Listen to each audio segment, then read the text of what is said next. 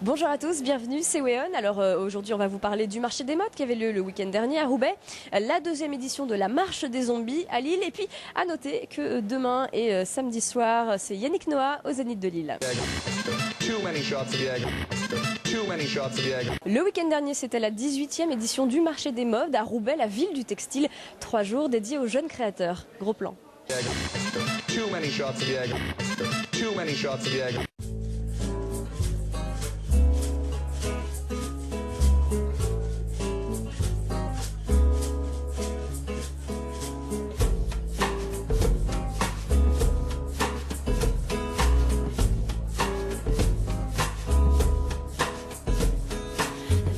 Not a love song. Happy to have, not to have, not big businesses, very wise. I'm crossing over into enterprise. This is not a love song. This is not a love song. This is not a love.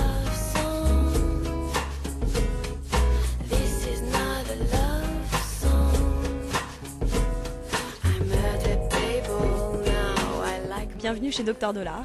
Il y a un dicton anglais qui dit « Put your money where your mouth is », donc on met notre argent là où est notre bouche, là où on parle. Et c'est un des premiers principes des dents en or, les pirates faisaient ça. Notre marque existe depuis 3 ans, on fait un produit qui est sur mesure, on touche une clientèle éclectique à souhait, il faut juste avoir un grain de folie. Le concept, c'est des bijoux qui se portent exclusivement en bouche et sur les dents. Particulièrement, c'est-à-dire que c'est pas des piercings, on rentre pas dans le tissu biologique, on fait quelque chose de sur mesure. Très important, c'est fait pour être dans la bouche. Il y a toutes sortes de bijoux, on peut avoir la skyline de New York, on peut avoir une femme allongée dans sa bouche qui fait la sieste, et avoir juste son corps qui se découvre quand on parle. Justine Clanquet, je suis étudiante en 2e année de mode sur Paris à Duperré. Vis-à-vis de mes études, j'ai développé mon entreprise de bijoux depuis 1 an. Je fais beaucoup de brocantes et du coup je recycle tous ces vieux objets délaissés dans notre grenier. C'est plutôt des coups de cœur en me baladant dans les brocantes, en fait, plutôt des objets poussiéreux qui traînent au fond d'une valise. Vraiment comme si on avait fouillé les tiroirs de sa grand-mère et pris tout ça, remis au goût du jour, de façon à pouvoir porter autour du cou tous ces petits objets qu'on peut trouver dans le fond du tiroir de sa grand-mère en fait.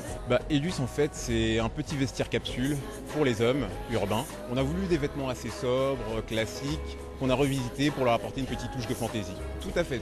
C'est-à-dire qu'on a revisité un petit peu le costume 3 pièces avec des jeux de couleurs, un petit côté bicolore, un petit peu rétro, voilà. On a modernisé à chaque fois, que ce soit au niveau des pattes de boutonnage, au niveau du col ou de la découpe dans le dos.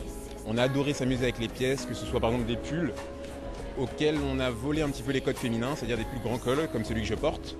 On porte avec une chemise et qui ramène toujours à l'élégance, mais à une certaine désinvolture. C'est ça un petit peu Edus. Edus, c'est de l'élégance et de la désinvolture. Alors ma marque c'est Boriag, c'est une marque gothique chic, c'est un petit peu particulier. Je fais des choses qui sont assez simples au niveau des formes. Je mets beaucoup en valeur le tissu, j'aime bien jouer avec les textures. De toute façon avec le noir on n'a pas fini. Mais là il n'est pas trop extrême mon style, hein. C'est vraiment des petites touches pour le quotidien. L'idée étant que les gens puissent être éventuellement un petit peu gothique et aller au travail sans être déguisés. Ah non, ça non, bouge, c'est super, ça bouge vachement. Ça bouge et ça fait moins la gueule qu'à Paris. Il y a plein de choses qui se passent, mais moins de choses qui se font. Il y a beaucoup de bruit à Paris. Alors que quand on vient pas de la capitale, je pense que les marques, elles veulent faire un produit qui se remarque et qui est pertinent. Alors qu'à Paris, tu as 10 000 marques de t-shirts, 10 000 marques de colliers, 10 000 marques de tout. Le Nord, vous êtes quand même doué. Plus doué. Ouais, il y a vraiment quelque chose qui se passe ici. Ouais. Exactement.